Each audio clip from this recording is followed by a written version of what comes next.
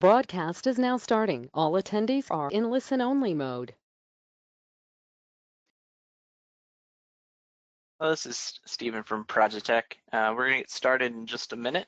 If you have any questions throughout this, please feel free to ask. I want this to be as interactive as possible. So you can help drive the direction as we go.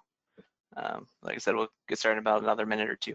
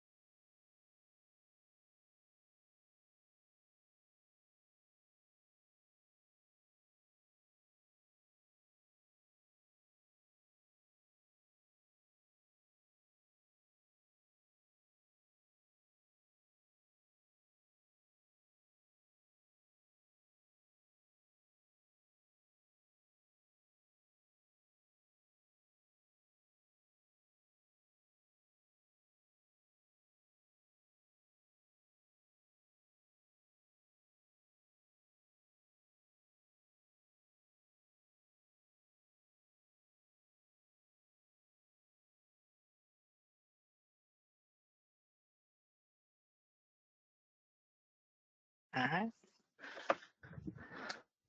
Once again, I'm Stephen Shaw.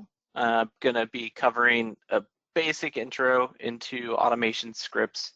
And it's a slight different take than a lot of things, hopefully, in that a lot of times you'll get very specific examples of here's how to do X with an automation script, and we'll definitely cover that. But one of the big things that I wanted to focus on as part of this is kind of explaining when to use an automation script. You know, once you start having the capabilities of with the power behind automation scripts that can allow you to do many things that previously weren't possible.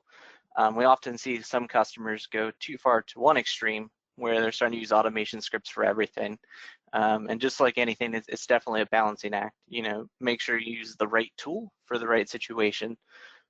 So I hope to cover a little bit of both of that.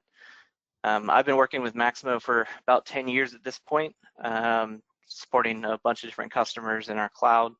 The nice part about automation scripts for us is, you know, our big focus is high availability, right? So anytime you're in a cloud solution, the idea of taking down a Maximo system, not exactly ideal. So this kind of has been a big focus of ours ever since the initial 7.5 release, way back in 2011, if I remember correctly. So there's a lot of good stuff. Let's get started. So again, why automation scripts? So the biggest thing is you start to hit walls with the out-of-the-box configuration. As far as products go, Maximo is by far the best configurable product I've ever seen. It's easy to add new attributes, add new applications, reports, whatever you need to do, it's pretty configurable. But there's always going to be scenarios that go above and beyond that configuration, right? You want to add some additional validation to an object, restrict certain values in certain situations. That kind of flexibility is not really there in the core product. So you occasionally have to write an automation script there. So why would you choose automation scripts over custom Java? So if you've been writing custom Java for a long period of time, first question that people ask, why switch? And really, it comes down to two serious factors. We kind of talked about initially on the intro, application availability is huge. Automation scripts give you such great capabilities where you can disable an automation script even while the app is up. You can deploy new automation scripts. You can make changes to those automation scripts.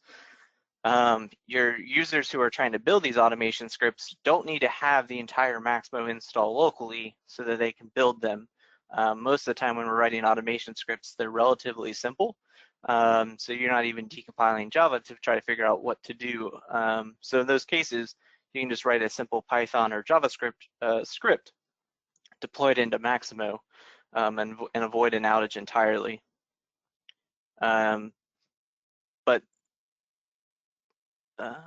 speed of development also kind of ties into more than just that. It really becomes really flexible when you have certain customizations that are repeated, right? So in Maximo, if you're doing Java classes, you're going to be doing typically in either an MBO set class, or you're going to be dealing with field level classes. Automation scripts kind of give you the flexibility that you can launch at various events, all from within one single script. So not only can it make it easier to develop, you really have a central place for that code. So if you need to make a change, you can make a change in one place and potentially impact multiple launch points. So it really makes it easier for people to get started. The list kind of goes on and on. Don't want to spend too much time on this, but definitely if you guys have questions, feel free to reach out. So I kind of want to start with a couple of examples. The first one for me is defaulting values on new records. And like I said, one of the big things to decide is when to use an automation script and which automation script event to use over some of the out-of-the-box configuration options. So database default values are pretty common, and they're very useful. There's some flexibility with dynamic fields. So like, for example, if you want to default a person or the current system date time, you have all that flexibility in there. Where it becomes kind of more limiting is when you're trying to default based on something else. So for example, if you have a child record and you want to default say the PO number as an example from the header, you can't really do that with a database default value. And anytime it's not static text, such as like a labor code, for instance, there's not a labor code for a given person necessarily, because labor is at an organizational level. And so while you may have labor code X and org Y, you may have a completely different labor code in organization Z. And so trying to get some of those more complicated scenarios doesn't really work there. But if you're doing really static defaults, database default values make way more sense than trying to do an automation script. Application default value control kind of introduces an interesting element to it, and that is in Application Designer, you have the capability to put in a default value control. And again, if you're doing really static values, it's not too bad. The big thing to be aware of, it's only going to happen inside that one application. So if you take something like work orders, for instance, where you may be managing it in quick reporting, in work order tracking, or you may even have various industry solutions or add-ons that have their own version of work order tracking, that would be a problem that you would have to implement. There is one interesting use case, though, that application default values provide, and that is if you take PO as an example, out of box, on the lines tab, there's a special section, and that section is defined as a default input. And what it allows you to do is if you're going to be referencing the same work order number over and over again, your users can actually specify that work order number on that default value section. And then as they add in new lines, those new lines will automatically inherit. So when you need to kind of give that user configurable default and allow them to do it in bulk, it actually can save them quite a bit of time. So it's a good use case of that. I'm going to really quickly talk about app field defaults, because to me, this is the worst option almost in every case. But essentially inside of the database, there's this app field defaults table that allows you to specify group, user, app, kind of various defaults. It's still static, but unlike everything else on here, it's going to require an outage to take effect. So you have to restart the system.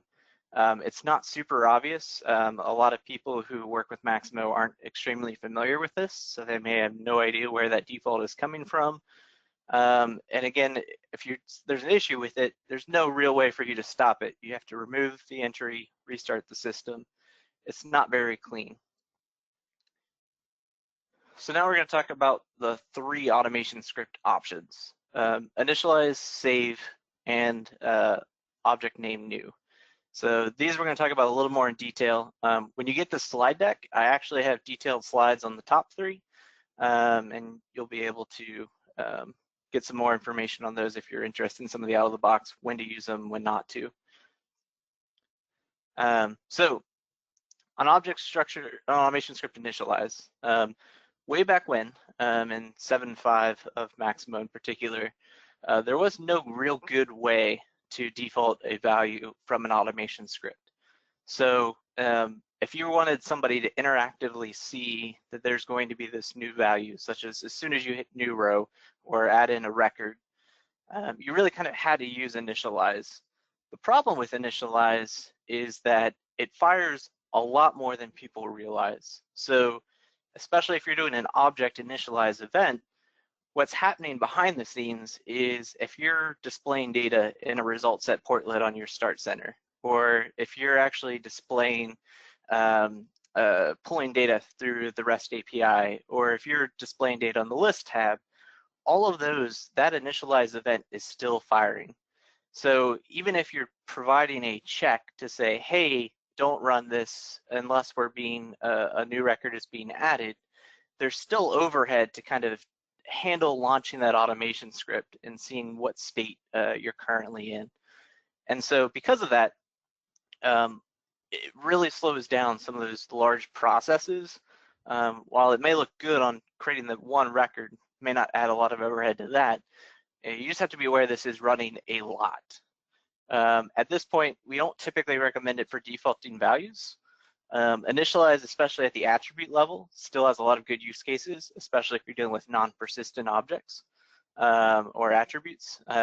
So not saying you'll never use them, but purely for the use case of defaulting a value on record creation, not a good use case for that. So then you kind of have the option of launching on save. And so this one is kind of useful because certain situations depend on users to do something else. So for example, if you're trying to provide defaults and potentially load data into a child record that the user may not even see, save tends to become a good option for that. If it potentially only defaults when the user doesn't provide something, waiting until they choose to save the record is really kind of the last part of that process. So it really kind of gives you the ability to wait and say, hey, here's this other logic that I need to evaluate. And so when we get into this EMX QBR All, which I'll demo in just a second, the situation there was pretty simple, right? All we wanted to do is, as a new QBR got added, we wanted to enable a group to have access to it if it was a non-public report. The thing kind of ties into a more overall enhancement, but the basic logic behind it is really easy. If someone hasn't set it to be public, there are no groups associated to that QBR, and we still need to enable this particular group to be able to access that report. So show that one in a second. In 7.6, IBM implemented a significantly better way. So if you create a script with the name specifically, whatever the object name is, such as SR or work order or WO activity, and then .new, that'll automatically launch. There's no launch points, but what this will do is this fires immediately after any of the core MBO add logic. So if something were to put in auto numbers or sequences or any of that core Maximo default logic, that stuff would have already happened. And then you can kind of do your processing. But similar to the interactive, this is great because it happens immediately. So as soon as a user goes and says, hey, let me add this record or add this line, your automation script will fire. And unlike the initialize, it's only going to fire once. So you don't have to worry about checking if something's on add. You don't have to worry about it firing if somebody is on the list tab, on the result set portlets, etc. This kind of gives you a great way to kind of check for that before you process it. So I'm going to quickly kind of show you these two because I know PowerPoints tend to drag on. So let's try to go through these two automation scripts. So as I was kind of alluding to earlier, EMX QBR All is something we built on for QBRs. So as a user goes and saves a QBR report, which you can determine based on the user ID not being null, and only on add because we only need to do this once. What we do is we go through and we check to see if the report authorization is empty. So what that means is, are there any records there? If not, we know that it's going to be a public, or if there are, we know it's going to be a public report because it'll have an everyone group associated to it. If not, we're going to go through and we add it. Again, this is really one small part of a larger thing to ensure that reports run as a particular user to kind of control the send from address. But essentially, the actual logic for this is pretty simple. It's really all about just going in and saying, hey, we need to make sure that this group gets added to any QBRs that get created, and this would kind of go through and do that for us. Because the record is going to be saved, we don't do anything explicitly to call a save. So even though I'm adding a new record, there's nothing in here about saving. The Maximo framework will automatically save this in this context. So this one's kind of a pretty straightforward one. So now let me go to LabTrans new. So this one is a more interesting example because we often get where people don't realize this a lot. But if you go into Maximo and you go and you typically try to add a new labor record on your actuals, what'll happen is by default, nothing will be there. So you won't have your labor code or anything like that. So if I disable this and I go and I say new record, your users are literally going in here and they're gonna have to type in, oh, I'm Wilson, which by typing in Wilson, after the asynchronous validation occurs, that'll set your craft and everything like that. And that's fine. But the problem is, if you're doing that and you're doing that many times a day, that really kind of slows you down. And so what a lot of people will do is they'll use a database default on person, and they'll use something like person ID or username. And most cases for a system, that's okay, because most of the time people try to make the labor code match the person ID, but that's not a guaranteed match. Nothing about labor specifically requires that your labor code matches your person ID. And so what we want to do is we want to try and sit there and say, hey, let's grab the actual labor code for this particular person and make sure that default's on records. So when we go through that, it's pretty simple. Because we already know, we can pull the person ID using a similar function that exists. It's a special variable that Maximo has similar to sysstate, where that'll allow me to retrieve the person ID of the logged in user. And because our LabTrans record is going to have an org ID set by the user creating it, I can go and I can get that labor record. Now, one of the important things that we like to do when we're just trying to read data from a related set, it's really good to try and set this discardable flag, because what this does is this tells the framework, hey, I'm not going to modify this record in any way, shape, or form. And it allows the framework to release it faster. So anytime you're doing large data sets, especially the fewer MBO sets that you have in memory, the better. So when you know you're never going to update that record, like in this case, all I'm trying to do is get the labor code for our current user. There's no real need to try to keep it. So setting that flag is important. And then we just kind of get that record, if we have a record, because labor is not something that necessarily exists for every user. Max admin out of box, not going to have a labor code. And the last thing you want to do is assume it exists and then generate errors when someone's trying to add a record. But assuming we get one, I'm going to bring in that labor code, set it automatically. And then I added another little piece because when you start to use like labor reporting, for instance, some customers have different use cases. So for us, labor reporting really comes down to I'm trying to record admin time, whether it be meetings or training or this, that, whatever. And a labor transaction requires some sort of data on it. It needs to have a work order, an asset, GL account, location, etc. And so because those admin type transactions aren't really important, we're not really trying to reflect that cost directly against a particular record. What we do is we just kind of set a dummy location that kind of serves that purpose. So if I go and I activate this now,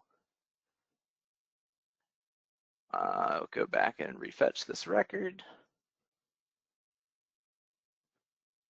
And what'll happen is now automatically Wilson set the craft piece is automatic by setting this labor code.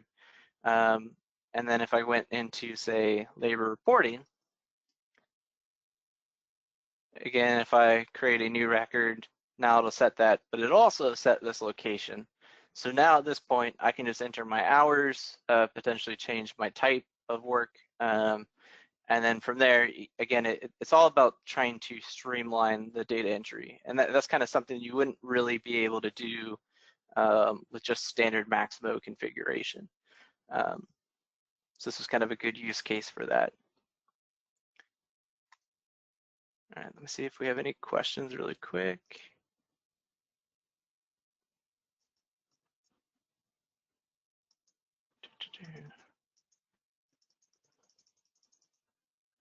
Sorry, this question panel is tiny. There we go.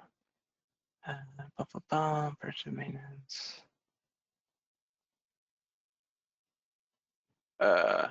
So one of the questions is around predictive versus preventative maintenance. This is definitely not going to cover any of those specifically. So obviously, as an industry, predictive maintenance is kind of a big push. Maximo's always had really good preventive maintenance scheduling, and we'll actually in just a second actually talk about a PM example. But another question was about if you would set the craft, and yeah, if you wanted to kind of change how Maximo functions, say if you had multiple crafts and you wanted to pick potentially based on data that existed, say on the work order, for instance, you could definitely do that in the default script as well. So it really kind of depends on how you would be building that customization to kind of determine it. So like for instance, if you were trying to look at plan materials to try, or sorry, plan labor to try to see which transactions are relevant to this particular user, you could do that.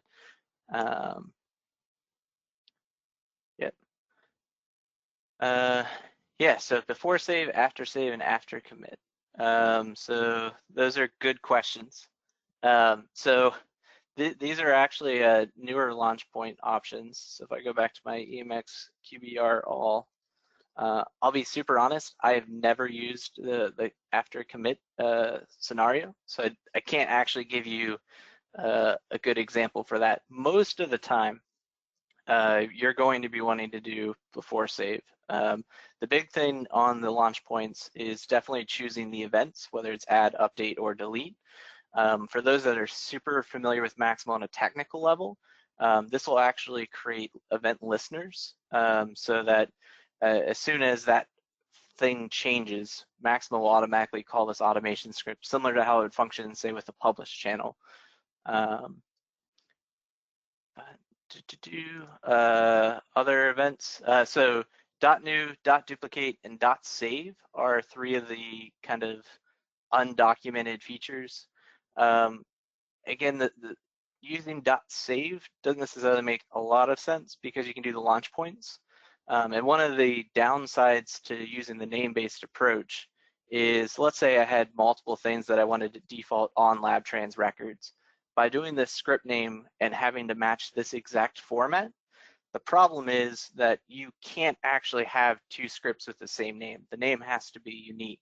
So my two customizations now have to be inside of one script, and depending on how big that grows, that may not be a huge issue. But especially on like work orders, as an example, a lot of people will try and build a ton of customizations around work orders.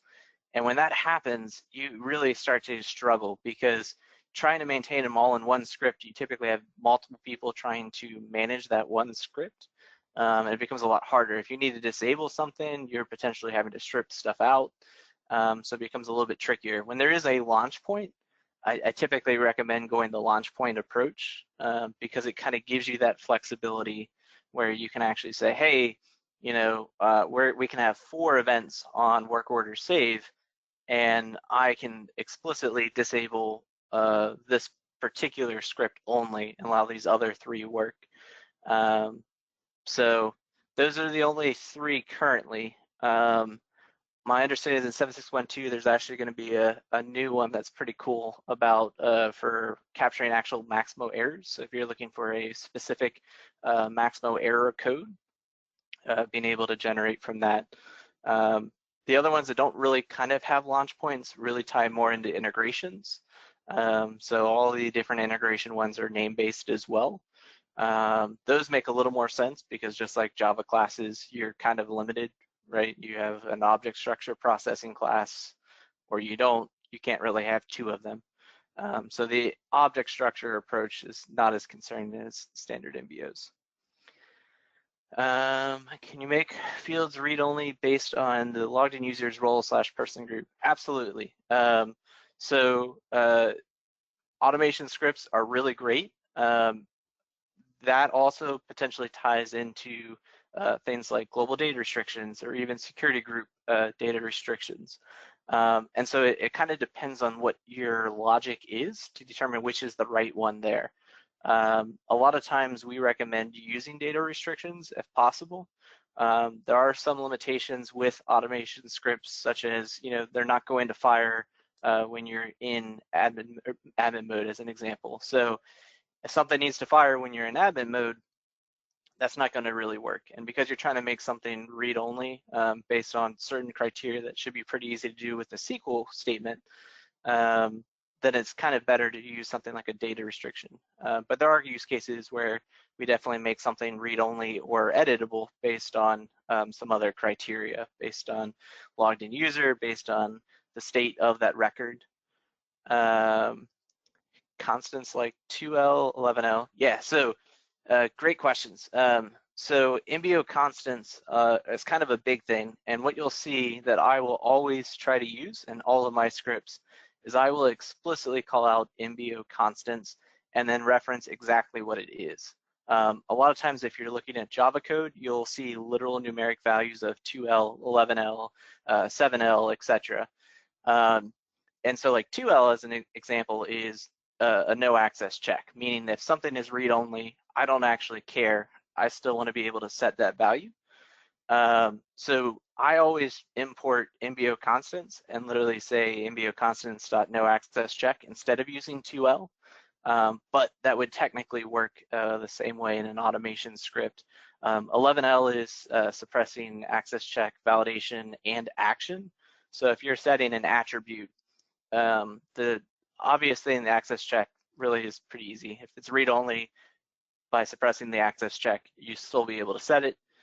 But the validation and action are 2 steps that are kind of important. And occasionally, actually one of my later examples will suppress validation for a particular reason. But validation and action, you don't want to suppress too often because those typically are trying to do something else. So like, for example, if you're trying to set asset number on work order, some stuff actually happens behind the scenes when that occurs. Potentially could set GL accounts, could set locations, etc. And if you suppressed, well, I don't know, remember if they do it on validation or action. Properly, they should do it on action, but out of the box, I can't remember which one they do it on.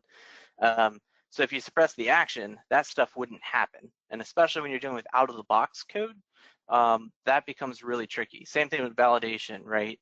If you suppress validation and something really should be a positive number, you may accidentally have a bug in your code and now all of a sudden you're putting something as a negative number that should never have been there.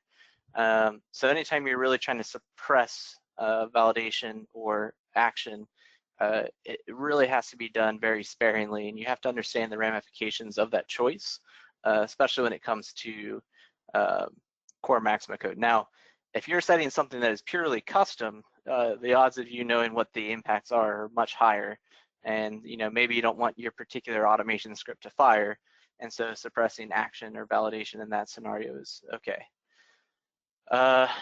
MBR. So the MBR scripting language is a newer thing inside of Maximo and is really kind of intended for the multi-tenant Maximo.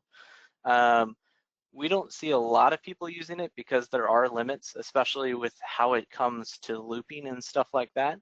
But if you're interested, there is a good guide, I think, that Anameter built that kind of walks through MBR scripting. It's there for people, especially if they're not really comfortable with writing code.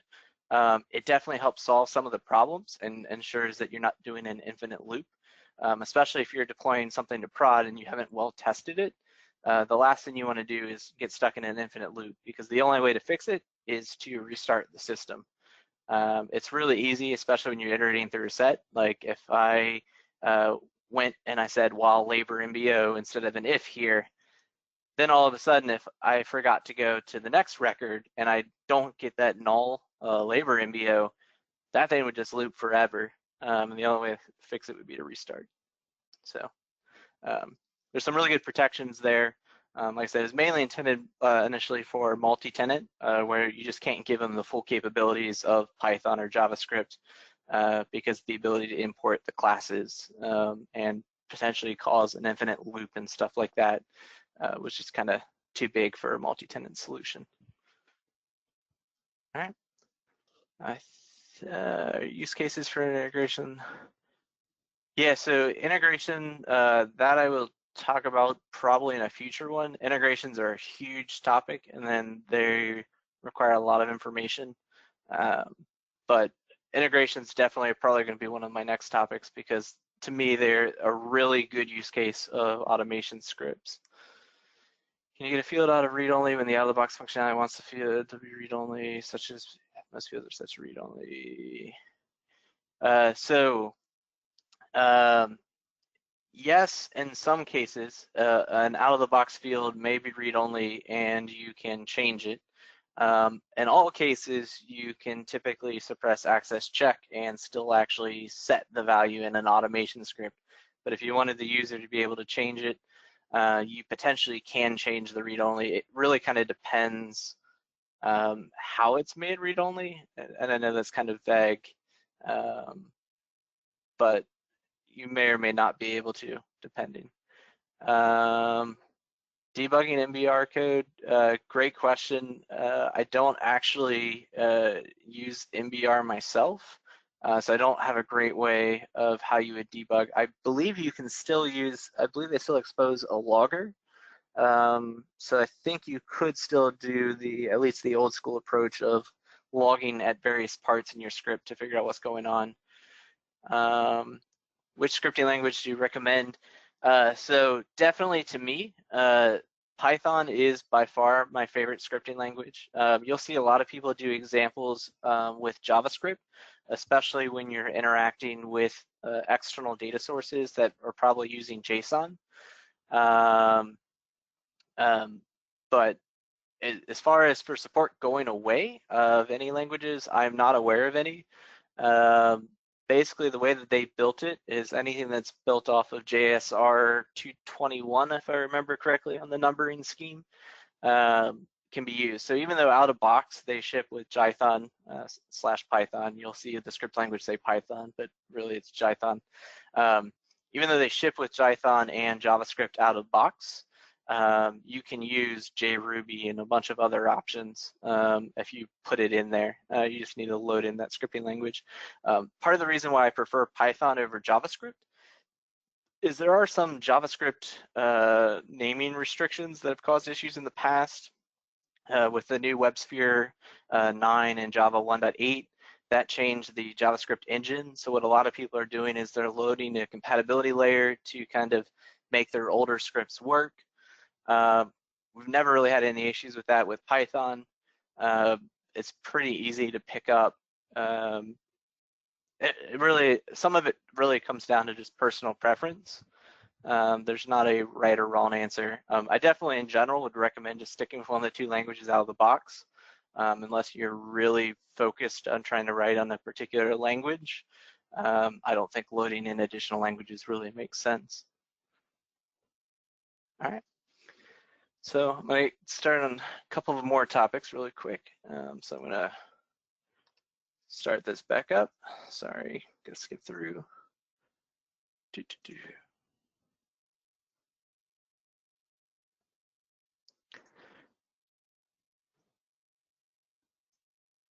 All right, so deleting an object.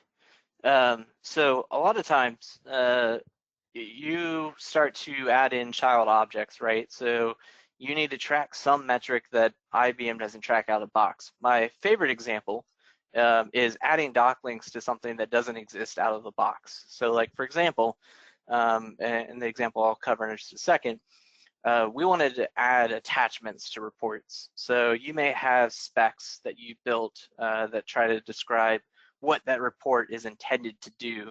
And that's what you got certified by your customer. And so something you may want to do is actually attach that to the report itself.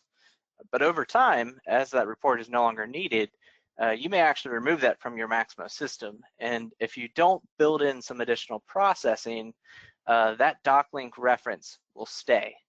So the nice part is, unlike in Java class where you're going to be doing deletes and undeletes based on whether or not they're toggling deletes, on the save event, you know you only need to do this and it is actually going to be deleted, so your logic's a little bit simpler as well. And of course, whether or not you should allow somebody to delete a record. So again, I tried to pick another out-of-the-box example that really annoys me, and that is Maximo, for some reason, allows you to delete a PM. And after it's generated work order, in my mind, that record shouldn't be allowed to be deleted. You can't delete a job plan after it's been used on a work order. Why can you delete the PM?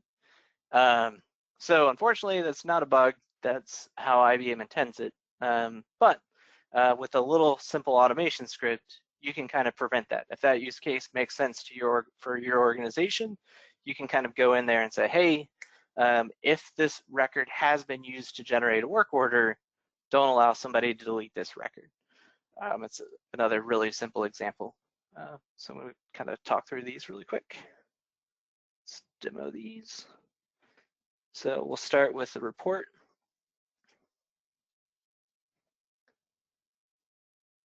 And again, this one is a really simple, just save event, delete, again, before save.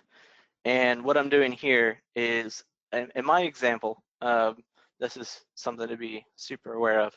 My example, because reports didn't have doc links out of the box, I set it up, I created it. The only relationship is to that particular record. I go through and I delete every single record that's part of that set. Now, if you were on, say, work order as an int, for example, this would be a terrible thing. Ignoring that IBM already does this automatically. If you delete doc links, they actually display doc links for PMs and assets and locations and all kinds of other supporting records.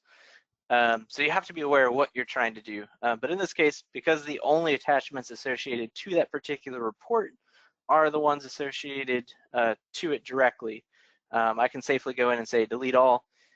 And then as that record again gets saved, my doclink information gets deleted.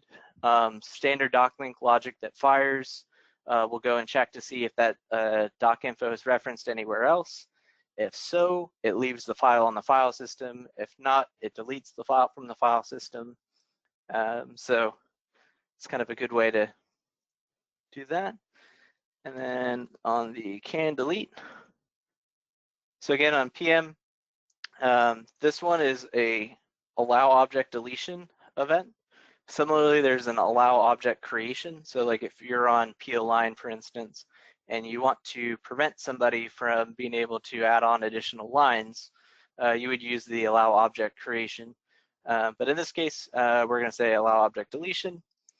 And again, all I'm going to check is something really simple. I could go and actually look to see if there are any work orders that have ever been generated against that PM by going to the actual work order table. For this particular example, I just did the dumb approach and the simple approach, which is if the last start date on the PM has been set, we know we can't delete it because that means it's at least generated one work order, maybe millions, maybe 10. It doesn't really matter. But this is the first time in one of our scripts that we want to display a message to the user. So displaying messages to the user is super important. You don't want to just throw a generic error because users get super frustrated, especially when something is like read-only. It just tells you, hey, you can't delete this record. It doesn't typically tell you why. And so we find a lot of times people will get really frustrated because while the underlying rule makes sense, it's not exactly discoverable to the user. So we try to always build custom messages that are really specific as to why you can't do this. So you can configure messages in one of two places. It's either going to be database configuration or application designer. I typically, out of habit, always go to database configuration. Doesn't really matter, they go to the same place. You should always set up a message group that is unique to you. So for most of our customizations, we use the Emacs prefix, but again, whatever makes sense for you. Two other important parts to highlight. This message ID prefix, there are many options. The only valid option for a customer should be BMXZZ. So anytime you're doing something as a user, this is what you should use. Out of box, all these other ones are going to be used. And the last thing you want to do is have different numbers, because if you start to do a search and try to find your particular error message and figure out, hey, this is not actually a core Maximo issue, this is an us issue, it's really helpful to just be able to see that prefix and say, hey, this is something we did. And so what I'm doing here is by putting in this curly bracket 0, I'm telling this message that I'm going to put in a value here from either my JavaScript or my Java class or my automation script. And this is going to be helpful to the user. And the reason why I'm doing this to display the PM number is if you're doing something in bulk, like let's say you're trying to delete using MX Loader or something else like that, it's really helpful to have a specific record being referenced. You don't always need to do that, especially like if you're in the context of a PO line, right? Like you don't need to really talk about the PO necessarily because you're working on a PO line. But if somebody's trying to do something in bulk, make it really obvious, hey, PM blah has been used to generate work order and cannot be deleted. And then we get into a couple of implicit variables, and so service is in almost every case in Maximo going to be exposed on the automation scripts, and it'll allow you to do useful stuff like logging, or in this case throwing an error, so that if this criteria matches, we're going to immediately throw an error, and because we're throwing an error and they can delete, nothing will actually be allowed to be deleted. So if I go to one of our PM records and I try to delete something that's actually generated a record, so what is my test PM? Don't actually know. Yeah, so go and delete. So this gives me my custom error message, hey, this record has been used to generate a work order and cannot be deleted. Out of box, because that this PM has no open work orders, Maximo would have technically allowed that to be deleted. So this kind of helps prevent that from being the case. All right. Go back to the slides really quick for attribute lookups. So I'm just going to quickly go into, we're not going to talk about table and crossover domain. We're running a little bit low on time. So I'll just start right here. Slideshow, start from current slide. All right, so automation scripts have this concept of retrieve list, and if you're familiar with Java, it's the same as get list. And essentially, the main use case for this is when you really need to do conditional base filters. So a table domain or crossover domain works really well in a lot of cases, but if typically you want to filter based on some criteria. So like for instance, let's say you typically want to filter based on the org ID, but you're on the list tab or on the advanced search, you don't actually have a concept of an org ID there. And so what typically happens is your lookup would be completely empty. And so when someone's trying to search on the list tab / advanced search, you've basically made that lookup completely worthless.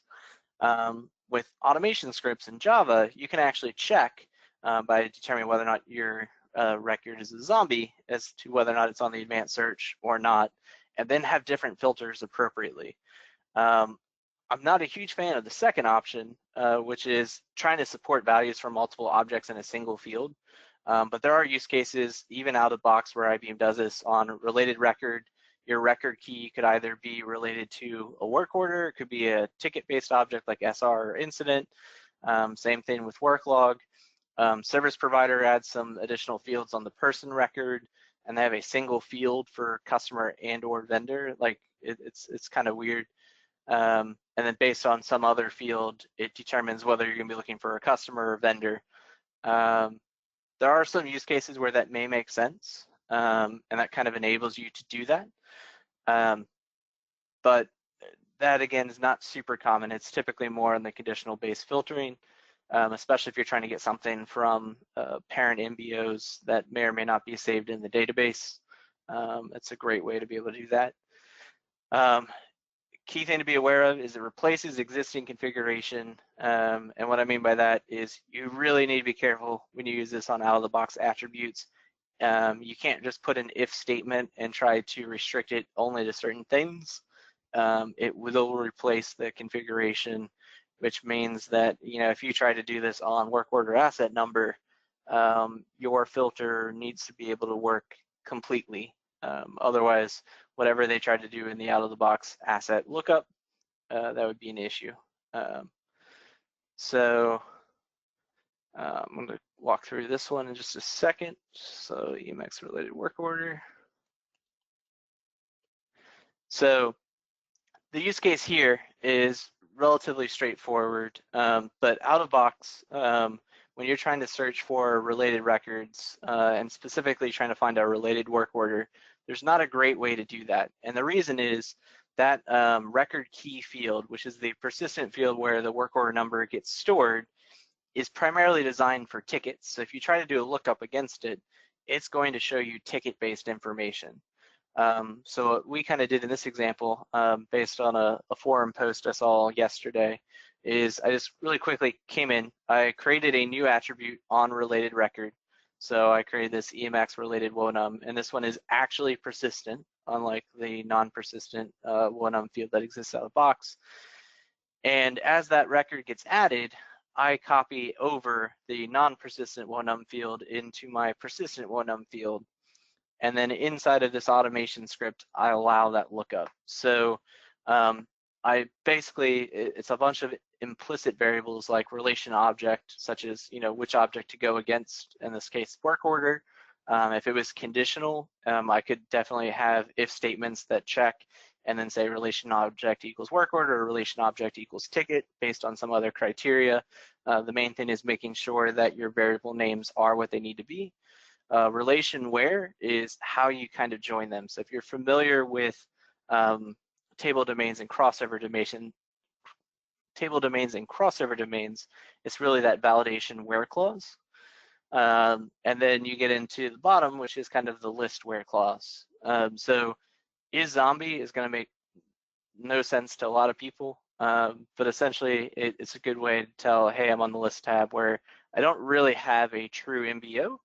And this allows you to kind of alter your lookup. So in this case, I'm only trying to filter for history flag and task.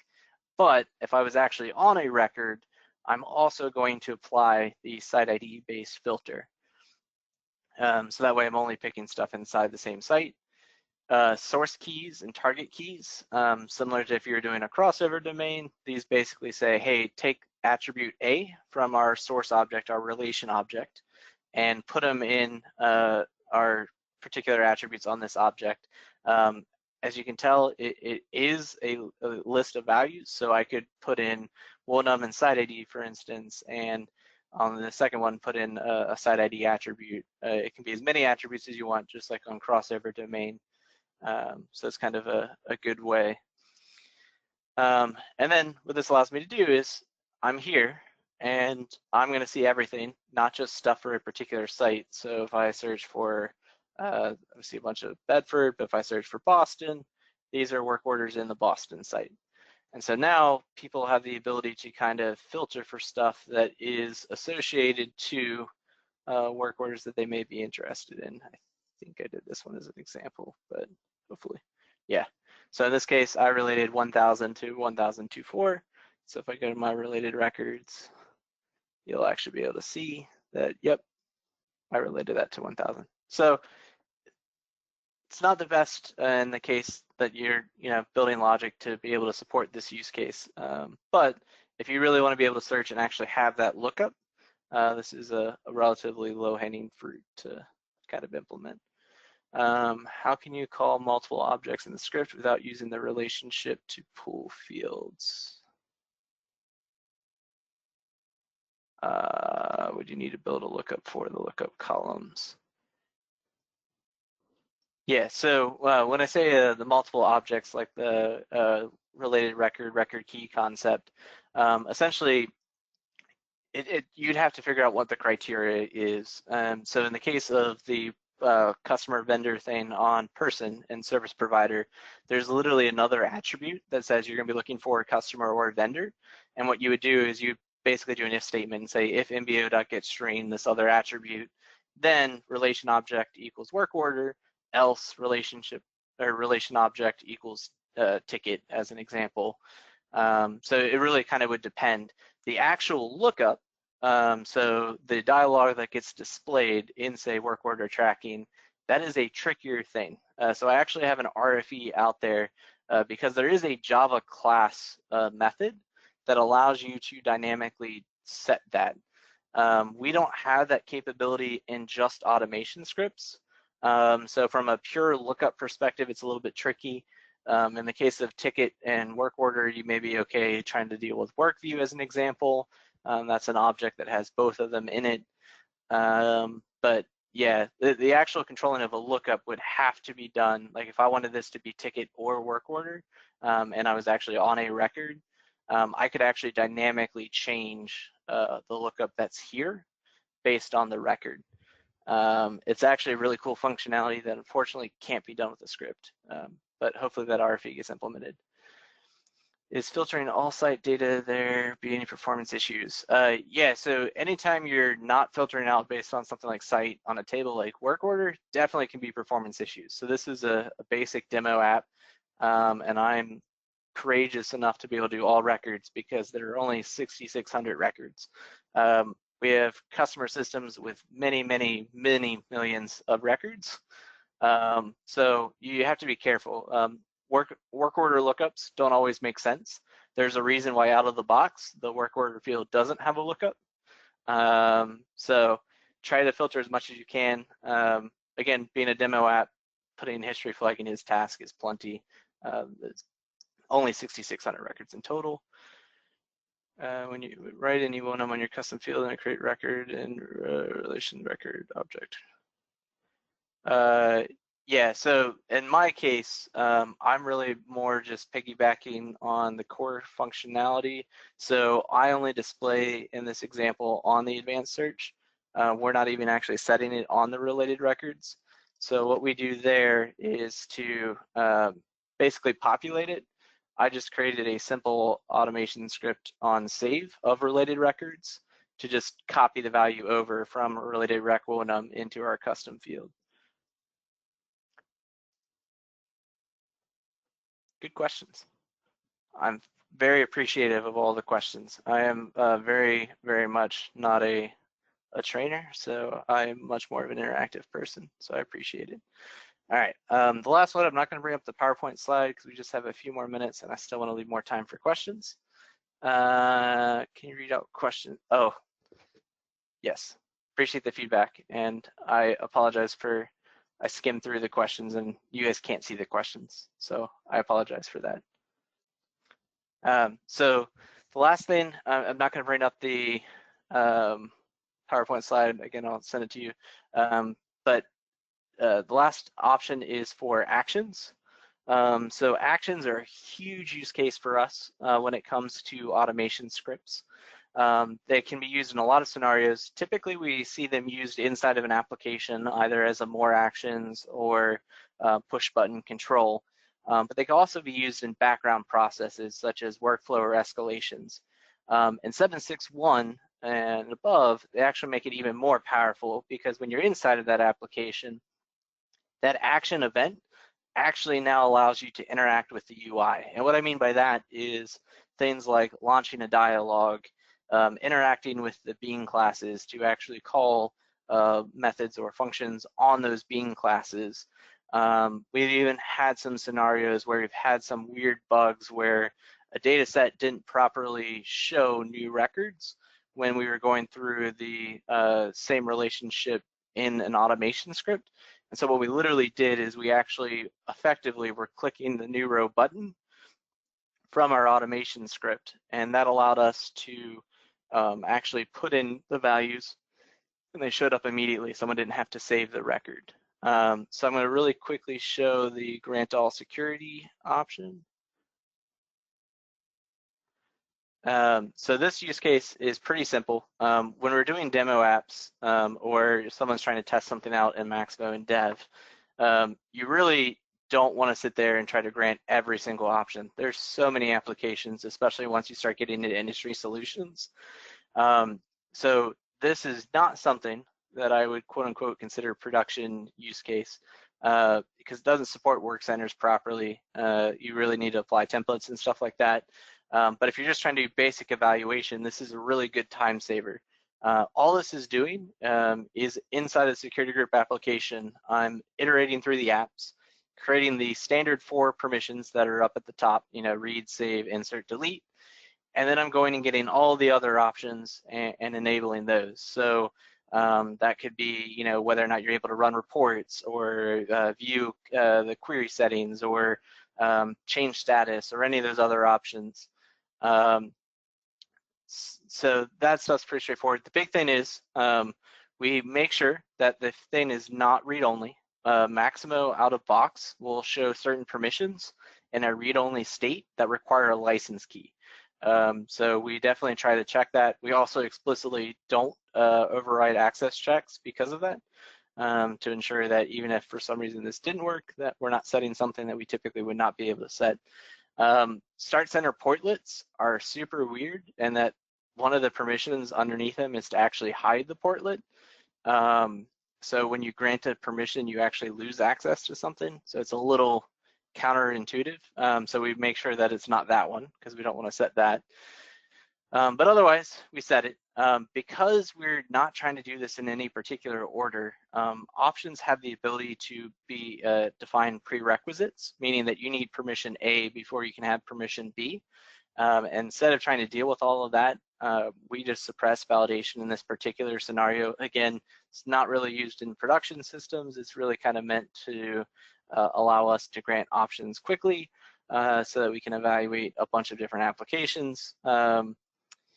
But the other cool part that this does, and I wish I had more time to cover, is this does interactively ask the user. So when you're doing an action, you have to potentially be careful, right? Sometimes people accidentally click something and you want to ask, are you sure you want to do this? So automation scripts have this concept of a yes, no, cancel error. Really, it's more yes, no, cancel. I don't know why they flag it as yes, no, cancel error, but again, you display a message. So in this case, I have this Emacs confirm grant all security that I configure in here. And this will ask the user, hey, do you want to do this? And then on this message, instead of having the OK button like you would for a traditional error, I actually enable the yes, no options. And then from there, based on what somebody provides, if they say yes, we go into the grant all yes function, and this will do all the logic to add all the permissions. If they say no, we just do a really basic log, hey, they decided not to do this. And if they haven't picked, then we go and we do our yes, no, cancel dialog. So if I go into, let's go into security groups really quick, and we'll just create a new group, and I'll say test, and if I execute the option, gives me the warning, hey, do you want to grant all options to the security group? I say yes. It'll take a second because we have a ton of permissions, but if I go into here, now instead of having to go through and say grant listed options for this application for every application, this will automatically go through and add it. And so it's just a really simple way to kind of save some time without having to go through and try to migrate all of these permissions. So yeah. So go back to some questions. Using Python and setting checkbox to check unchecked sometimes will not work on Maximo. Is it related to synchronous property? Yeah, so if your automation script is not reliably firing or someone's able to, it could definitely be related to synchronous. In your particular case, you mentioned the question was using Python on setting checkboxes to checked or unchecked sometimes does not work on Maximo 7.5. Is it related to the synchronous property? So Maximo 7.5 added the capability for controls to be asynchronous, meaning that you can change the value and then in the background, Maximo actually sends it to the server, which may or may not set other attributes. It's potentially related to synchronous. It's not clear to me in your example if you're setting a checkbox attribute, like you're setting a yarn attribute in your script and it's not checking it, or someone is checking it and your script's not firing. So I'm not entirely sure there. Do you kind of piggyback from the class file to write your script? Does that help? Definitely one of the things that I do a lot is I definitely look at the out-of-the-box Maximo codes. So I get comfortable with Java decompiler. I also have a resources link that will cover the Maximo Java docs. And honestly, the communities. I'm actually going to put up this slide really quick while I answer questions because I think this one is useful. So definitely try to go to the communities. It's a great place to ask questions. Definitely try to make an effort yourself. But if you have questions, go to the more community, go to the IBM community. Definitely look at the IBM Java docs, even though they're a little bit outdated because this only shows for 7.609. It's still extremely helpful to know what functions and methods are available without having to decompile Java.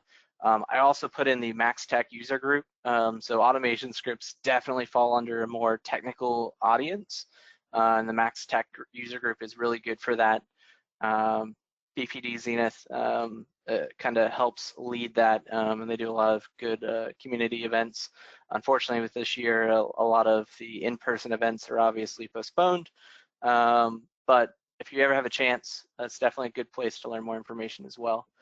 Does action automation scripts work on a dialog box? Yes, one of the things, if you're not on 7.6.1 though, that was really annoying with actions is that you couldn't close the dialog box. So you could do your logic, but then you would have to have someone close the dialog box. If you're on 7.6.1 or higher, because you're able to interact with the UI, you can actually close that dialog after your processing is done. Do you modify any XML in your automation script editor? No. So the automation script editor in 7.6.1 adds a lot of syntax highlighting. So everything that you see there is pure out of the box 7.6.1 and above of Maximo. If you're really interested, you can deploy it, I think, on 7.6.09 and above. IBM it's not officially supported on earlier versions, but they came out with kind of an ad hoc release that you could kind of put in. But once you get to 7.6.1, it's automatic. Can we suppress the logic which is written in Java code like 11L mboConstant? Yes. If you want to suppress logic when you set a value or do no access check on a set, all that can still be done. Again, try to avoid using 11L or 2L, or try to avoid using the numbers. But yeah, if you import the mboConstants, you can definitely do all those.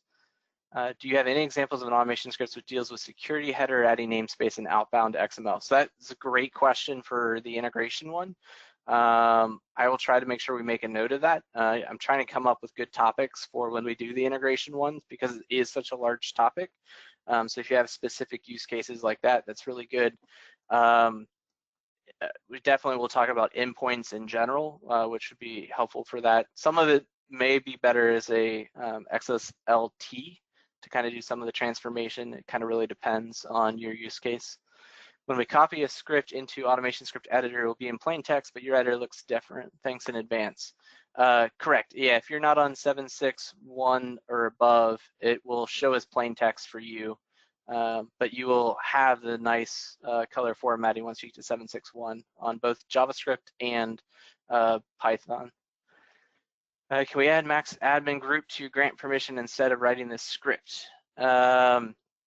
If we add max admin group to grant permission instead of writing this script. Yeah, so don't quite understand that question. Max admin doesn't automatically get all the permissions, but it does get a lot of them. So even with max admin, you still occasionally have to grant permissions to max admin, especially as new releases come out, new permissions get added. A lot of times IBM will define those permissions as something that gets automatically granted based on access to other permissions. So for instance, if you need to have save access to work order tracking for permission A, they may automatically grant you permission A if you have save access to work order tracking. It depends on how they configure it. But max admin does not automatically get everything out of the box. In this demo app, if I get out of this really quick, I did not run this on max admin. And this is a demo app which gives it more permissions than normal. But I bet you if I go, we're going to be missing certain permissions. Or did I actually run this? I may have actually ran this out of box. Let's see, Maximo management interface. That one's not normally granted.